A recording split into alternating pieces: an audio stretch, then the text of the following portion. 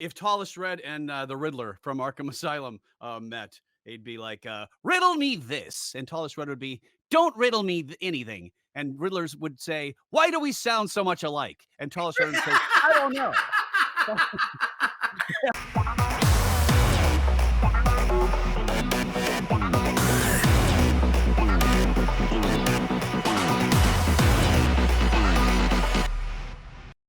Welcome, friends and fans, to another episode of GalaxyCon Live, where we are bringing the convention experience directly to you.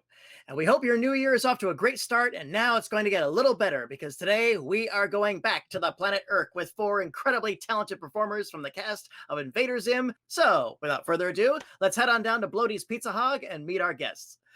Our first guest is an actor and pop culture historian whose credits include The Garfield Show, Avengers, Earth's Mightiest Heroes, Batman, The Return of the Cape Crusaders, and Uncle Dabber's Really Scary Movie Show, which I hope someday he will revisit. Today, though, he joins us as the voice of the co-ruler of the Urkin Empire, Almighty Tallest Red. Please welcome Wally Wingert. Is that me? Yes, Is that sir. me? Am I on? Am I on? Hello, is this on? Hello, everyone. Hi, Patty. Hey! We miss you here in Planet Wallywood. Come visit anytime when you're in town.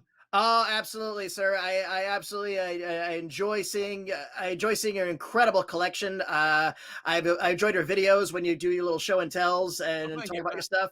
I owe you for your reproduction of Dr. Sin's the Scarecrow costume. I took tons of pictures of it and sent it to my seamstress, and she did a marvelous job creating one of my own. Thank you for that once again. And how have you been? We haven't talked in a couple of years. How you holding up?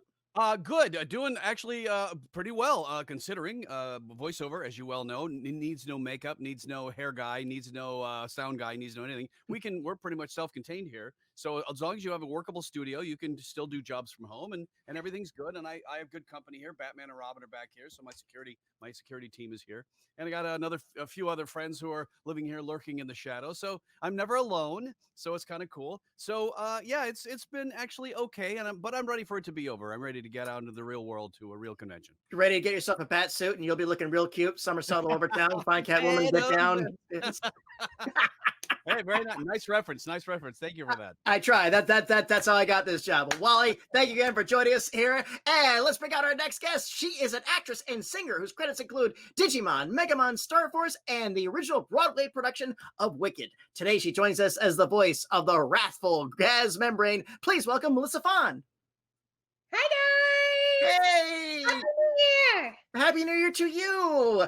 How have you been holding up during this during the old year? How have you been holding up?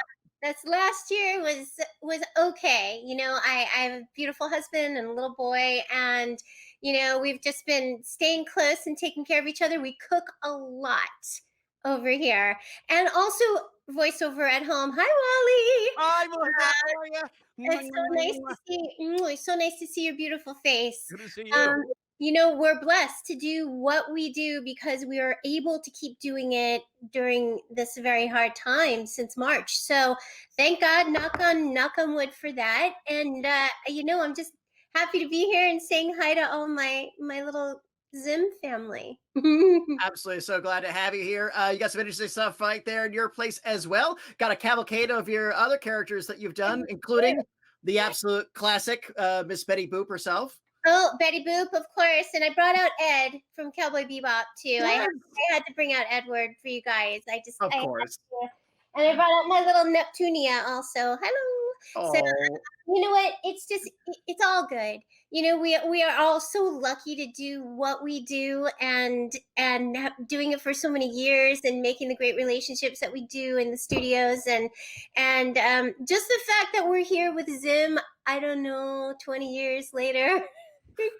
It's kind of unbelievable, is it? Yeah, don't even use your fingers. Yeah. Trying to count. It's been a long time, but it's been a long time. But like the fact that we're all here and like everyone's still loving Zim, and that's the coolest part of this. So. Well, we're not all here yet, so let's bring out the rest of our wonderful panel. There they are.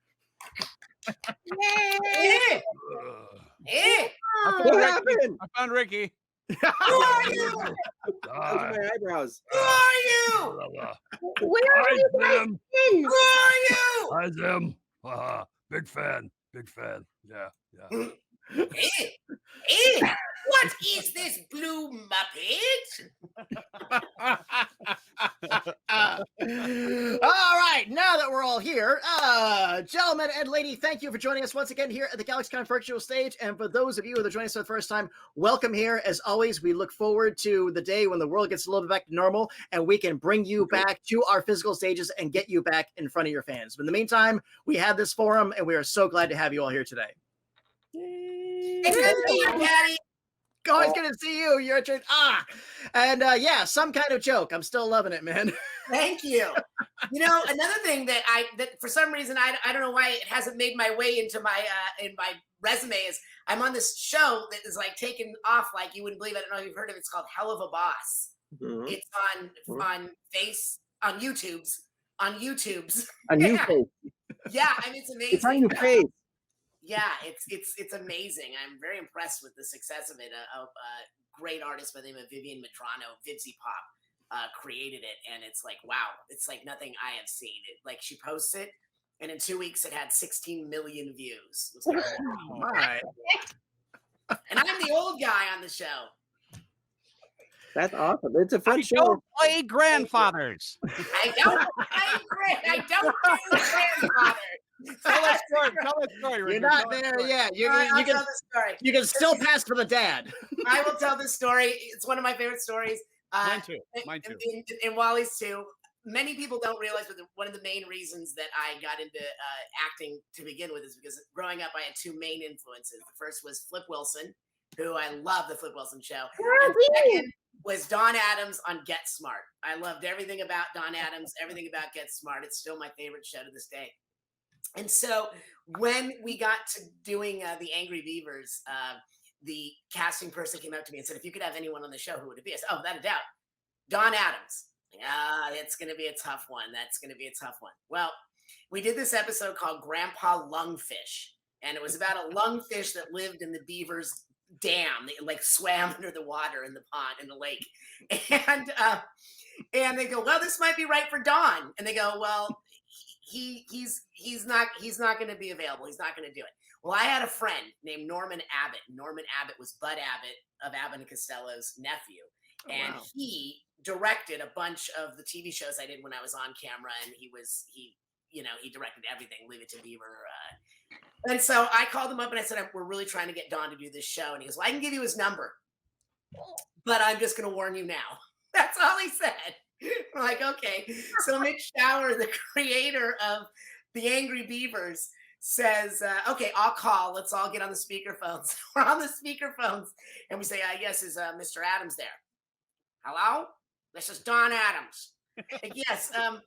So, says Mitch, Don, or Mr. Adams, we're doing this show. And we have this great character. It's a guest spot. It's called Grandpa Lungfish. And he lives, and before he even finishes, Don Adams goes, I don't do grandfathers.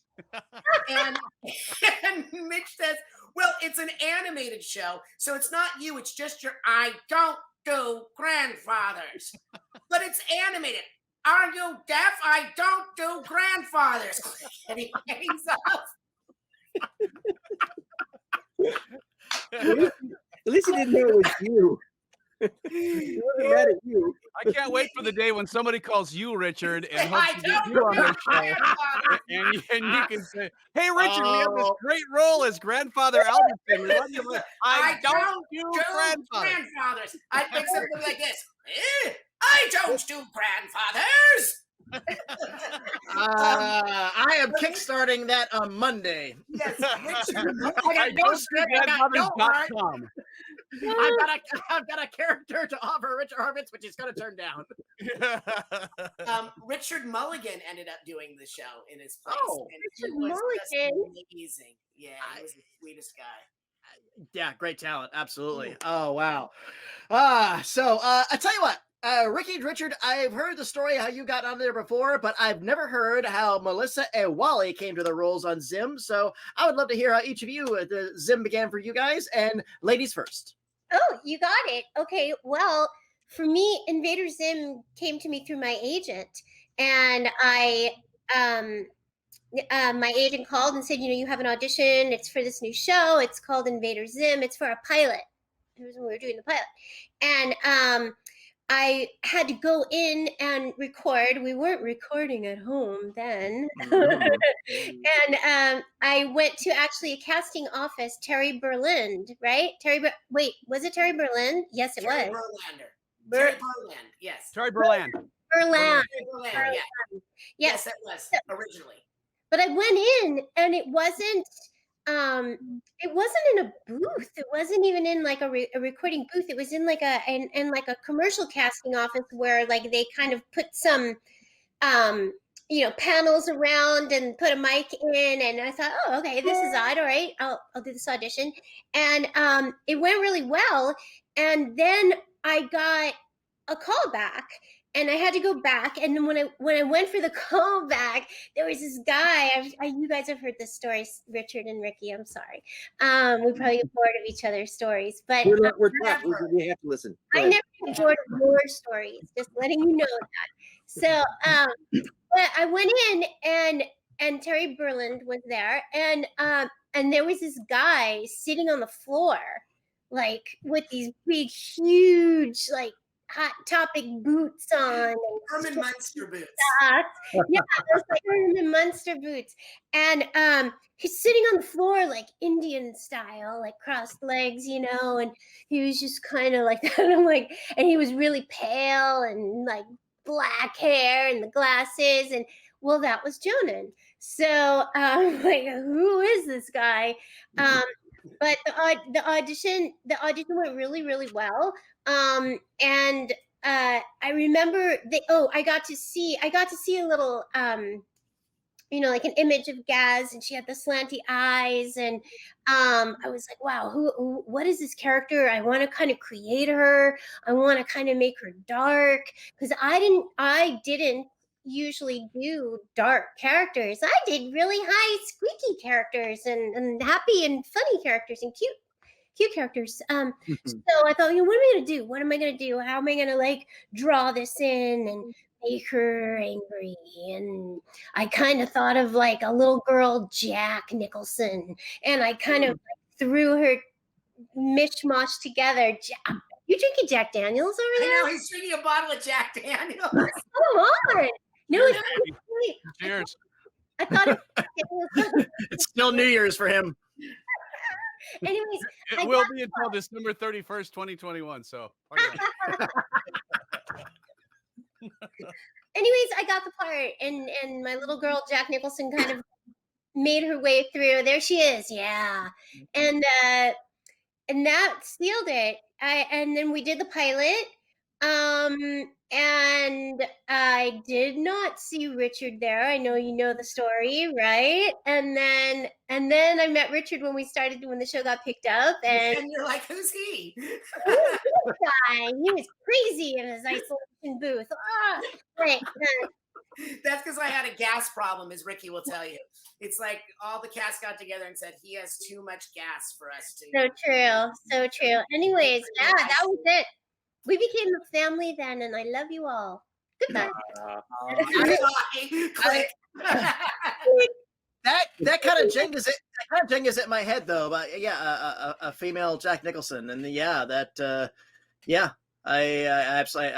hear that, and I see that in the character. And again, at the beginning, it was like, okay, she's like Dark One, but a wonderful character moments along the way with her. And I just love the fact that she thought Zim was absolutely full of crap. It's like, yeah, I know he's an alien, but he's never going to conquer the world.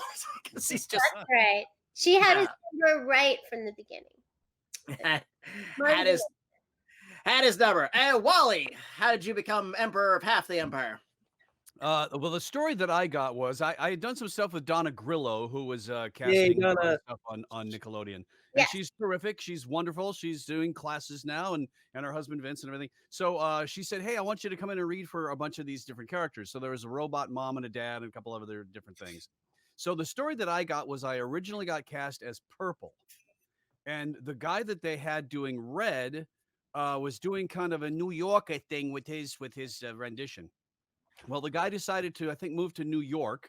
And then they said, well, we're going to move you to Red and then have Kevin do Purple. So I said, okay. So they said, well, the other guy that they really liked had kind of this sarcastic New Yorker thing because he's kind of a jerk. And I'm like, well, I don't really equate New Yorkers with jerks. I mean, that's the stereotype, but I know a lot of really nice New Yorkers. So how about we don't do like a New York kind of thing and just make him real slimy and evil and hello, how are you? Well, Zim, isn't that nice? How about a sandwich? So just kind of that nasally kind of like he's trying to be friendly, but you can just tell there's an edge in him that he's kind of a jackwad. So I said, well, let's just try that. So we did, and I got to meet Kevin. And Richard and I had worked on a bunch of stuff before, a couple of things before. I was on Angry Beavers doing a couple of things.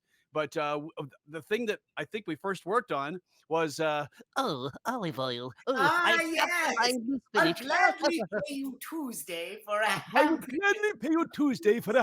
Today because you played on that. I was the sea hag. Right. That's it.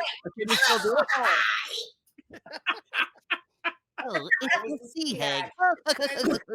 All right, Hi. Where's me spinach?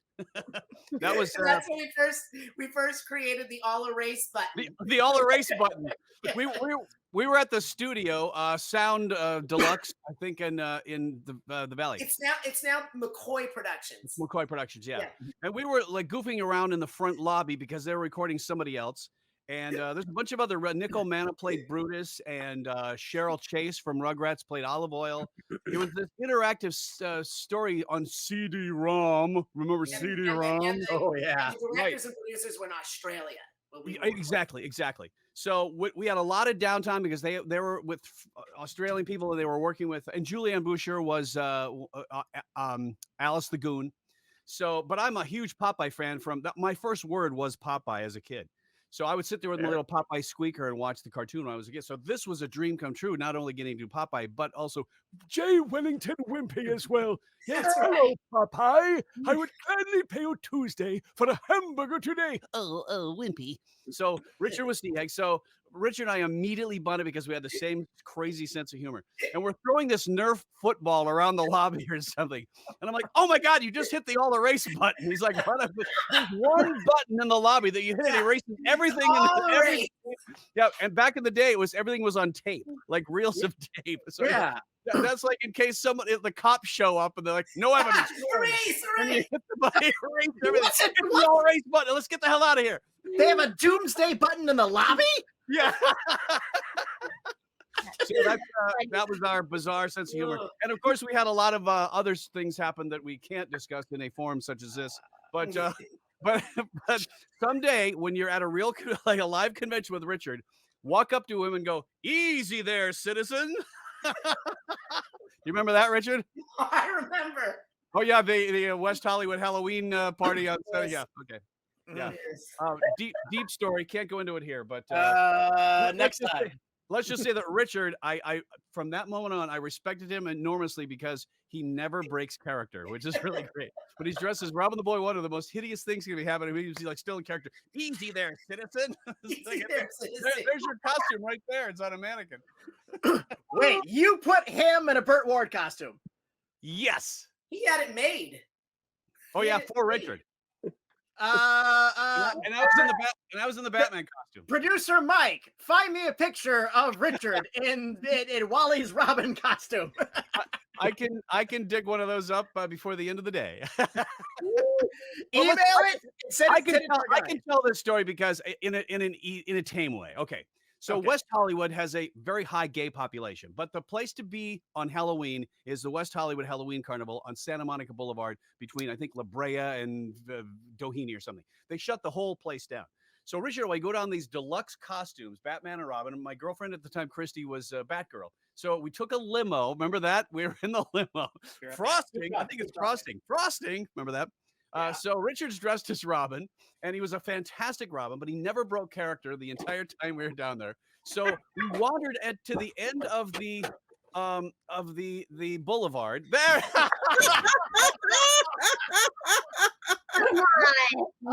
we get to the end of the boulevard. All of a sudden, there's no lights. It just gets real dark. And there's a lot of skeevy guys like kind of hanging out there, like waiting for something. And we realize we're in this dark area. And Richard's still golly gee whiz, he's still a character. And some guy goes up to Richard and says, that boy makes me wonder. And he goes for Richard's package. And Richard, as opposed to going, hey, he goes, easy there, citizen.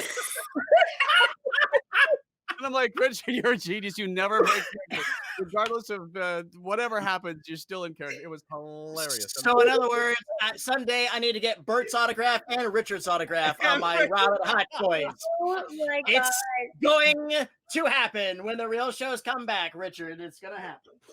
I want to have easy there, citizen on a t-shirt. What year was that? What year was that?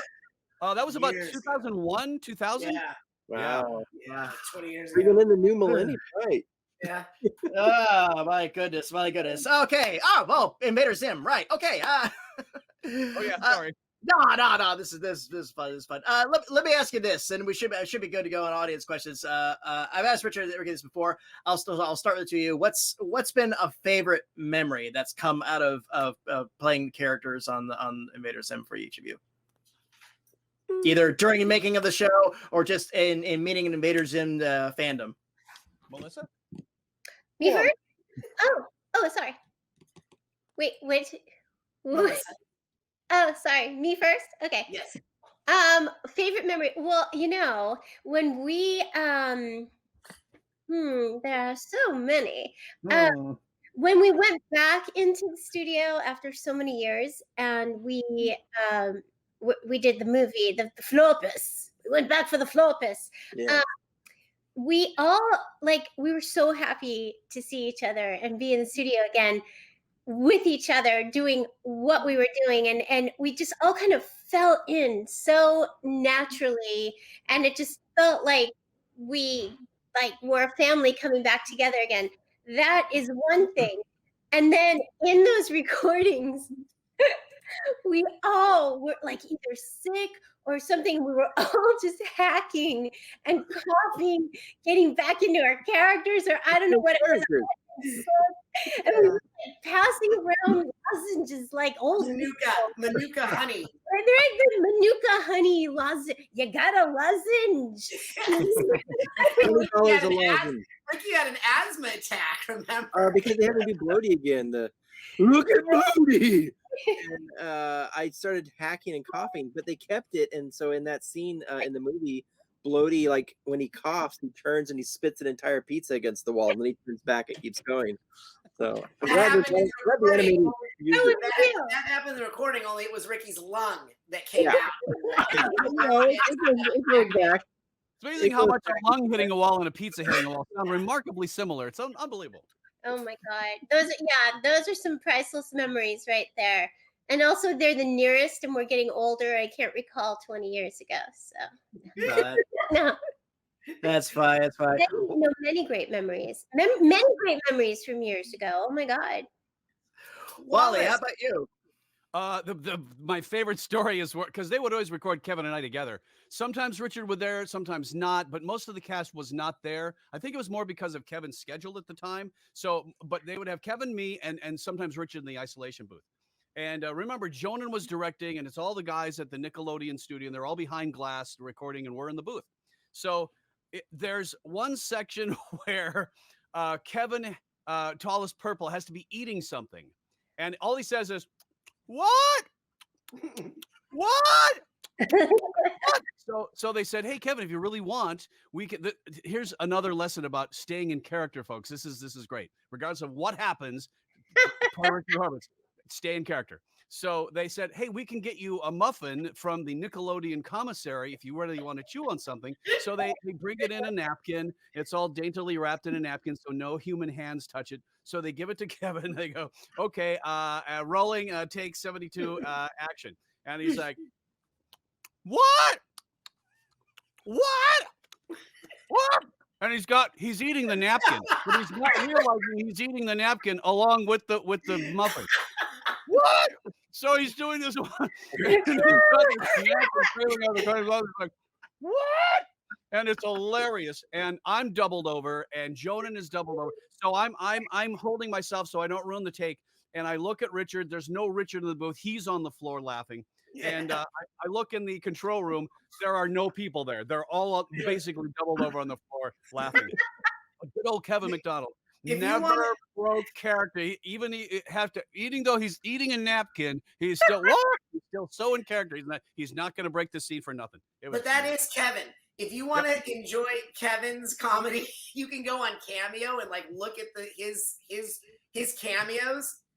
You will be amazed. They're like stream of consciousness, never ending. It's like, oh, of course, like he just goes on and on. It's like, Look at Kevin McDonald on that. Yeah, he's very funny. We'll get him for great. the next one here, right? We'll get him for the next one. Yeah. Yeah, Absolutely. Ricky. Well, since you're talking about snacks, Jonah, the creator of the show, was obsessed with snacks. He was a snacky kind of guy. Really? I was also a background painter on the show, so I had an office there at Nickelodeon. And Jonah would, when he would come in to approve things, he'd be always bringing in snacks, but for himself, and would just leave the trash everywhere. Like when he was left, it was just a pile of garbage when he left. So I got kind of tired of it. So he came in with a giant pixie stick. It was like you know? Yeah, like a little PVC tube of And he them. just left half Which is a pure sugar, by the way. Yeah. he left half a pixie stick in a giant pixie stick in my office. So we put it up on eBay and sold it for $30. Never left any trash in my office again. All right, Richard. That's $30 I ever spent. Yes, I bought it. You have a DNA now. I think for me, There with Batman. I think for me, I think the most fun was whenever we'd screw up that would end up being in the show, like what Ricky was talking about his hacking that ends up in the show, because Jonah just loved that stuff. He just loved it. If we screwed up on a line, then more than likely that would be the line he would use. I've said this story many times, but the original pilot episode was Invader's blood marches through my veins like giant radioactive rubber ants, and I accidentally said rubber pants. And Jenny said, yeah, rubber pants. And we did a lot of that. We made rubber pants, and you know, I just think that outside of the booth, I've enjoyed my travels with Ricky to no end, traveling around the world. We used really. to travel. We've traveled a lot, Ricky. You know, Richard, I actually had hoped that I love traveling with you, but I was kind of hoping I would get a year off at one point, but this wasn't the way I was. Like I feel like I made a wish to a bad genie. Okay, a year off. At one point, I kid you not, for like, at one point, Ricky and I did, was it 17 conventions together? 18, it was 18 in 1 year. 18 in 1 year. Yes. And literally, we'd be on the East Coast from Thursday to Sunday. We'd fly home Sunday. We'd be back in LA. We'd do our day. Wednesday or Thursday of that next week, we'd be on a plane back to the East Coast. So I think we went back and forth on the East Coast in a month's period. We did it at least 4 times. Yeah. Right, Ricky? That was a lot. Yeah, that was a lot. We saw a lot of the country. I think I know I have seen 40 states now of these United States. Wow. But you've seen most of them from behind bars. Behind bars, but you know, it's still a state. You know. Yeah. Still, You were in state prison. you're gonna be around fast. Hey, You reminder. guy in each prison, they move you to another one real fast. Hey, Well, reminder. it's sweet how each one of them wanted your autograph so they could tattoo it. I'm like, okay, but I gotta eat an arm. A reminder to our audience, if you would like to chat with our guests like I am now or purchase a personalized autograph, you can sign up now at GalaxyCon.com, and we are good to go on audience questions. So let's roll our first one. And this comes from Desiree, who would like to know, if your character from Invader Zim could interact with any of your other characters, what would it be, and what would they say to him?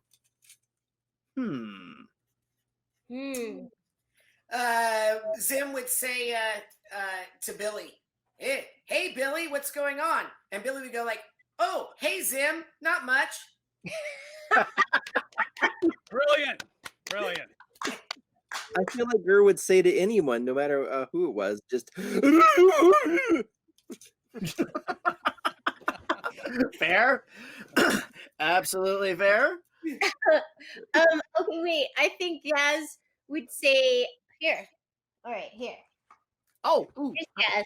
Puppet show! Yay, puppet Yay! show! You remember the puppets? You remember at the first That's Invader right. they were making puppets? Didn't Yeah, it like a puppet? yeah. Someone made me a puppet.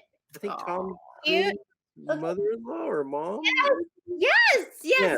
Okay, so that so here's a puppet show. Oh, those were made by Shannon and yes, their Trish mom.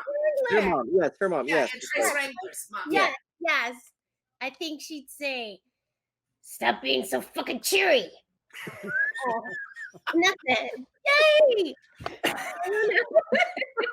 I want to get those tallest puppets that they made for Florpus. That they, Oh, yeah. those are really cool.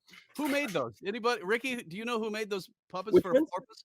The tallest puppets. Oh, that was a friend of. I thought that was. Remember at the end? Spoiler alert! Puppets at the end. Yes. No. Jonan knows. Who has those? Are they for sale? Jonan probably has them. I would Oh. imagine. Yeah. He's Fair. the ephemera collector. He has all of our bad takes on tape still. Yeah, keep that for a super special edition.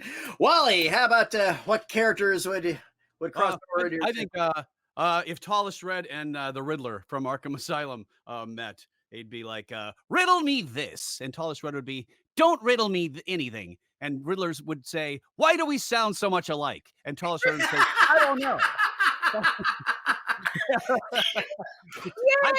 I can't tell if it's me talking or you talking. So riddle me this. And it's like, don't riddle me anything. Okay. So yeah, there's a similarity there between the two characters. Fair. Desiree, thank you. Fun question to start us off with. And what do we have next? And this one's from Caitlin. Do you have a favorite piece of Invader Zim merchandise or clothing? Mine's right behind me. It's the Zim plushie. Oh, Yeah. Yeah, you are fond of that one. I have this crocheted gur my sister made for me. Oh, I love that. Wow, that's crochet. That's great. My I younger that. sister made that for me. You have an Inspector Gadget, I Ricky. do, yeah. What? What? I don't do grandfathers. That's actually Tavish's. When I met Tavish 30 years ago, she actually had more toys than I did. So And now she's True cat. love. True love. Like he shot off one of his hands. I still can't find it. It's in here somewhere. Check the cat's intestinal system. Yeah. Yeah. The cat may have eaten it. my favorite. I like my Gur slippers. Oh, sorry, Melissa. No, I'm sorry. No, go ahead. Oh, I have Gur slippers that I wore at Comic-Con a couple of years ago. I've had them for years, ever since they originally came out. And I wore them, and I love them. I do too, except I just put my feet in Ricky's butt, and that's my slipper. Yep. My, Yep. They're It's still there. They just broke out. my Gaz in a little beaver costume. You know, Oh, wait a minute, Beaver Gaz? I don't know where I got it, but I love it so much. Those are Palisades figures. Yeah. Yeah. So cute. Oh, nice. Thank you. Great question. What do we have That next? means I only have one Gur slipper. We broke the whole foot off. So. Richard, do you really want the other one back? What's next? From Cassidy. Oh, have any of you had a chance to look at the comics? And if so, your reactions. I wrote a couple of them. I can't read, so I'm out. I wrote, I'm literally I co-wrote the issue 0, and I co-wrote issue 42, and I helped color the first 5, and I colored the cover of the very first one. Yes, you did. I've seen them. Ooh, famous. Ooh, look. Nice. Uh-huh. That's one of the things about the show that it looks like no other show on TV because of the colors. Just the attitude of the show, and of course the writing is different, but the colors of the show, due to Ricky and everybody else on the show, just unbelievable. They just popped off the screen like no. Yeah, if only they made color TVs, it would be great. Yeah, I colored about 700 Well, backgrounds in the original show. If you got rid of your little TV viewer that you showed us with the record player earlier, Yeah, it might be. But the movie is colored. I colored about 700 backgrounds on the original show. The movie is color supervised by Ginny Goldberg, and she's amazing. She takes what I did and super mazes it like much more maze than I ever thought. Love her.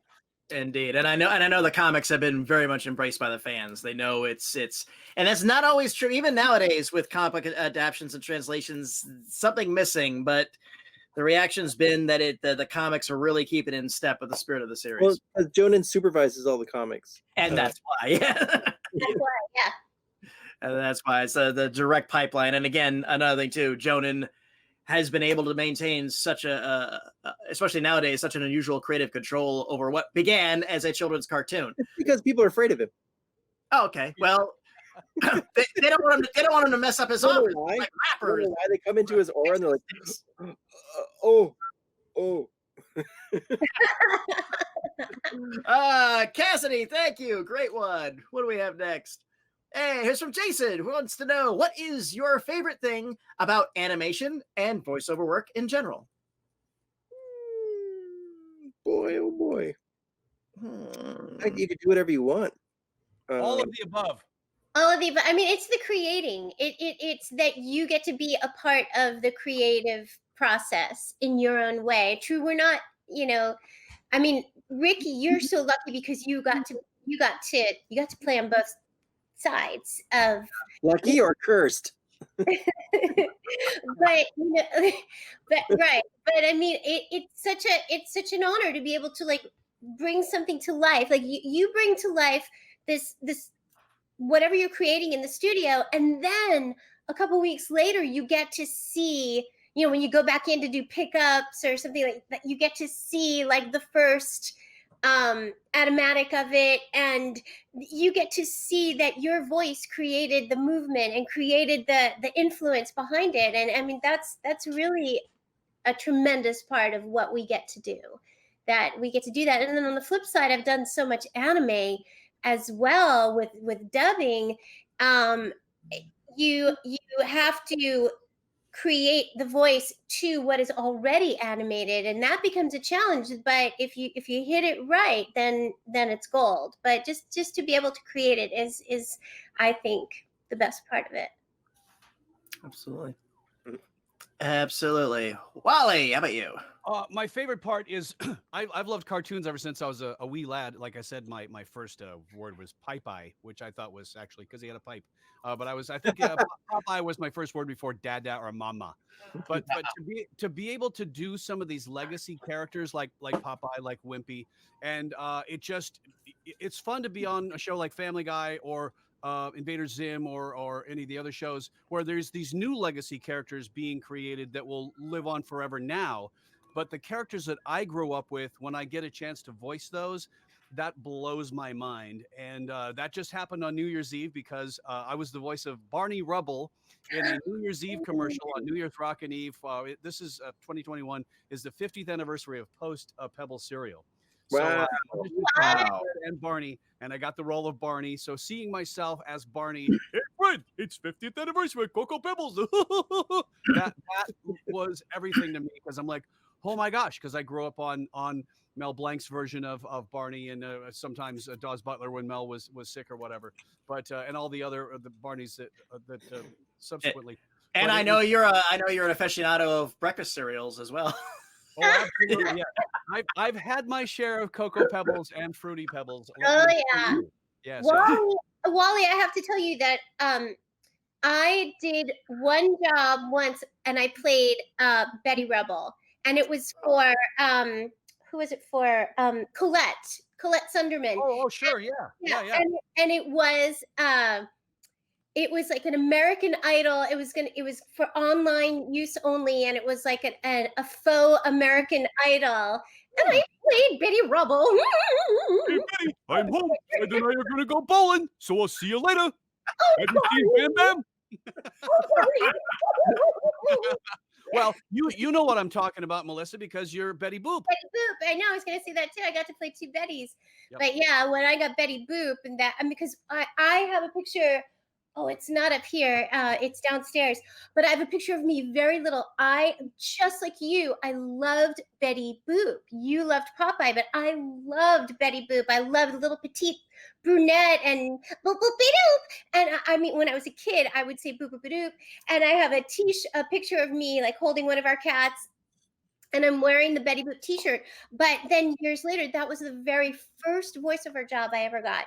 The first voiceover job. I love full circle stuff. It's great. And that's a very, very high profile character to get your first out of the gate. Absolutely. It shot me like to everywhere I needed to be, and it was amazing. Whose head is larger, Gaz or Betty Boop? Probably Betty. Betty looks like she has like she needs support structure. You know, hold it up. She was the original Funko Pop. That's right. That's right. But I mean, I think that's too cool. Like, do you have a lot of Popeye? Wally, do you have a lot of Popeye merch that you've collected too? I do actually. I have a lot of merchandise, a lot of different things, but I do have a Popeye section in my puppet room. Anybody's feel free to come over anytime. Whenever this whole thing is over, you don't have to wear a mask or anything. We'll all be well. We'll all get our shots and we'll all be good. But yeah, come over. I give tours on a regular basis, as Patty can attest. You've been over to the place before, to Planet Wallywood. But yeah, I do have, and I think, because I've tried to confirm this with my mom. But when I was a little kid, I used to have, like I said earlier, a Popeye squeaky toy that I would sit there with and watch Popeye cartoons. It was the old King Features, the 60s King Features. So I'd have my squeaker. So I was looking, I said, I got to find a Popeye squeaker on eBay, much like Richard, who looks for toys. So I found a Popeye squeaker that looked, and I said to my mom, does this look like the one I had as a kid? Well, I don't really remember. So, well, it's from the 60s, late 50s, early 60s. It would have been my time. And it does squeak, used to squeak anyway, but it's rubber and it has a thing. So I bought it thinking that this is probably it. I'm thinking that this thing is about this big, because when I was a kid, it shows up. It's like the size of my pinky. I'm like, this is my Popeye squeaker. It's so small. I'm like, no, the squeaker didn't shrink. I got bigger. So, but I think, I think that might have been similar to the one I had. But yeah, That's so cool. It's nice. It's nice to find those holy grails. Yep. Absolutely, absolutely. Richard, bring us home. What's your favorite thing about animation and voiceover? My favorite thing about animation is that I get to play. I get to be silly and have fun, and I play hard and I take my play seriously, but I'm not an over analyzer. Like, I'm not hard on myself when I'm playing. I like to play and have fun, and that's the best part of it. I don't worry about anything. I just disappear into my stories, and it's like a great escape for 4 hours a day. And you are a voiceover instructor as well. I am. That's what I teach. I teach something called the art of playing pretend. Teaching my 5 steps, and step 3 is have fun. And having fun seems like it's a lot easier than you think it is, but it's not, because everything else gets in the way. I haven't paid my rent. I haven't paid my car payment. I need to get this job. I'm going to lose an agent. I need an agent. That's what people get so caught up in, that they carry all that into the auditions or the booth. That any of these people will tell you that when I'm in the booth, I'm always playing. I'm always, when we roll, I'm doing my job, but my job is to play pretend fully. And that's I like your chapter about staying in character, also known as Easy There, Easy There, Citizen.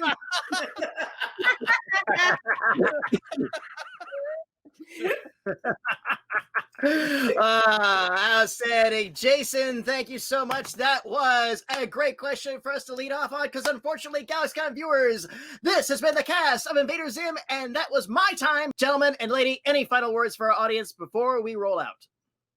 Supercalifragilisticexpialidocious. If you say it loud enough, you'll always sound precocious.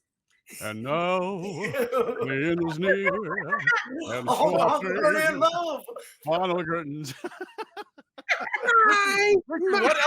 What Elvis song were you and I singing? Like Elvis.